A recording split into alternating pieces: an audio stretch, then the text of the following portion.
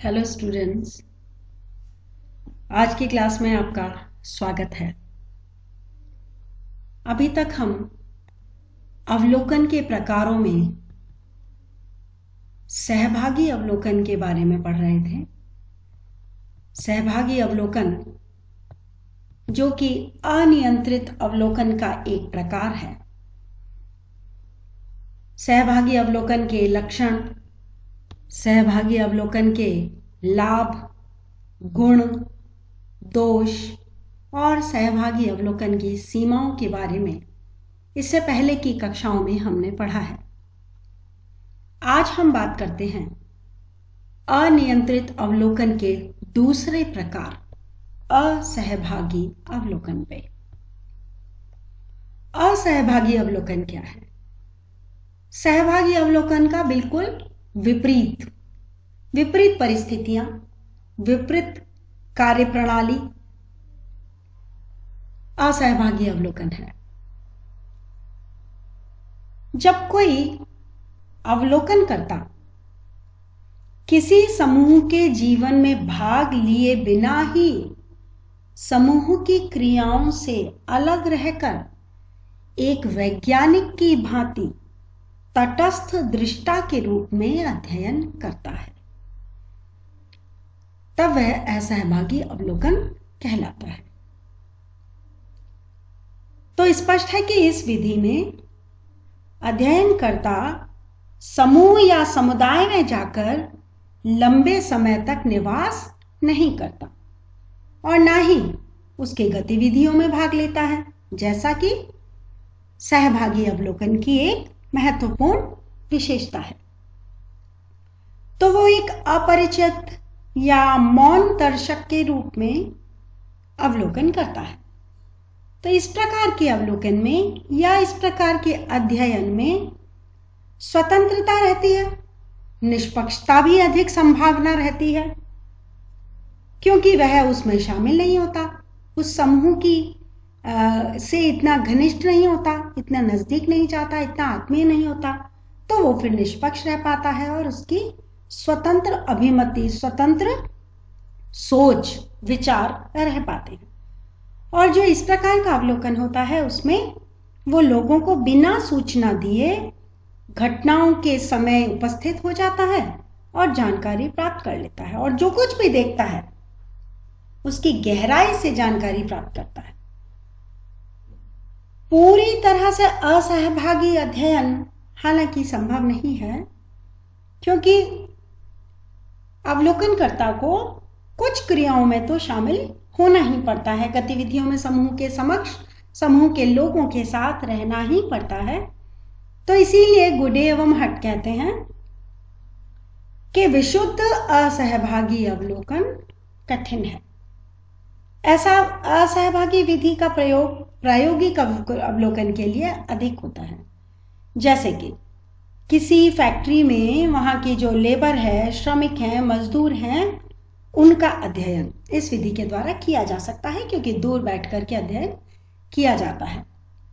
इसी तरह स्कूल के बच्चों का काम के समय और अवकाश के समय के क्षणों का अध्ययन भी दूर बैठ के किया जा सकता है। और मनोवैज्ञानिक अध्ययनों के लिए भी अध्ययनकर्ता दूर बैठकर बालकों की क्रियाओं का अध्ययन कर सकता है।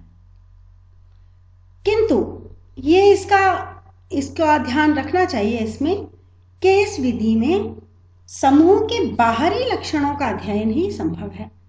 आंतरिक संबंधों की सूक्ष्म और गहन जानकारी इसमें संभव ही नहीं है। तो असहभागी अवलोकनकर्ता गांव में मंचित नाटकों को दूर बैठ के देख सकता है, या लोकगीतों को चुपचाप से रिकॉर्ड कर सकता है, सुन सकता है।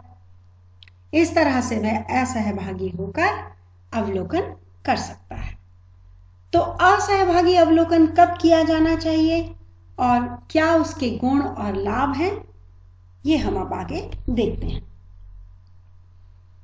जिस तरह सहभागी अवलोकन के अपने गुण होते हैं, उसी तरह सहभागी अवलोकन के अपने दोष भी होते हैं, और जो उसके दोष हैं मुख्यतः वही असहभागी अवलोकन के गुण है या लाभ है या उपयोगिता है। जैसे कि पहला बिंदु हम देखते हैं वैषयिकता, जिसको हम बोलते हैं ऑब्जेक्टिविटी। हमने पिछली कक्षाओं में पढ़ा है कि सहभागी अवलोकन के अंतर्गत अवलोकनकर्ता, अध्ययनकर्ता समूह के साथ इतना घुल मिल जाता है कि वह अपने अध्ययन में वैषयिकता नहीं रख पाता, ऑब्जेक्टिविटी नहीं रख पाता। वो उनके व्यवहारों से इतना प्रभावित हो जाता है कि कई बार तो उसे अपनी खुद की सोच परिवर्तित कर देनी पड़ती है, या वो अपने जो उसके विचार हैं वो ही धीरे धीरे करके समूह के व्यवहार से प्रभावित होने लगते हैं। किंतु असहभागी अवलोकन में ऐसा नहीं हो पाता, क्योंकि अवलोकनकर्ता समूह से दूर रहता है, अपने आप से उसमें घुलाता मिलाता नहीं है, बल्कि एक तटस्थ और निष्पक्ष दृष्टा के रूप में घटनाओं को दूर से देखता है।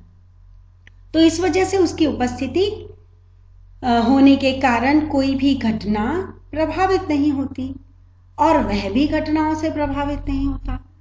तो अध्ययन में फिर वैज्ञानिकता बनी रहती है, वैश्विकता बनी रहती है, ऑब्जेक्टिविटी बनी रहती है और किसी भी तरह का पक्षपात आने से बच जाता है। तो ये कह सकते हैं असहभागी अवलोकन का महत्वपूर्ण गुण है वैषयिकता। इसके बाद अगला गुण है विश्वसनीयता। जब अवलोकनकर्ता दूर बैठकर स्वयं सारी घटनाओं को नोट करता है तो उसके द्वारा एकत्रित सूचनाएं अधिक विश्वसनीय हो जाती हैं, क्योंकि वो स्वयं ही देख रहा है और तटस्थ होकर देख रहा है। तो उसके द्वारा जो एकत्रित की गई जानकारी है या सूचना है वो मुख्य रूप से बहुत अधिक विश्वसनीय हो जाती है और यह असहभागी अवलोकन से ही संभव होता है। तीसरी इसका जो गुण या लाभ कहा जा सकता है वह है मोर कॉपरेशन, अधिक सहयोग।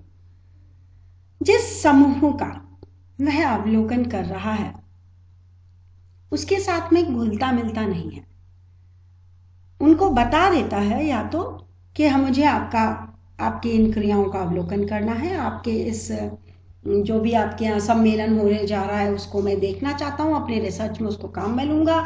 तो उसे सभी लोगों का आदर और सहयोग प्राप्त होता है, अधिक सहयोग प्राप्त होता है और सभी लोग आगे होकर के उसको जानकारी देने की कोशिश करते हैं, उससे दूर नहीं भागते। उसको अपना, अगर कभी ऐसा खुल जाए कि वो उनका सदस्य नहीं है, जब वो सहभागी अवलोकन कर रहा है, तो उनको उस अवलोकनकर्ता को बड़ी अपमान का सामना करना पड़ता है कई बार। लेकिन ऐसा नहीं होता असहभागी अवलोकन में, जबकि अवलोकनकर्ता बता देता है कि मैं आपका अवलोकन कर रहा हूं। तो मोर कॉपरेशन इसमें मिल जाता है, अधिक सहयोग इसमें मिल जाता है। अगला गुण है कम खर्चीली।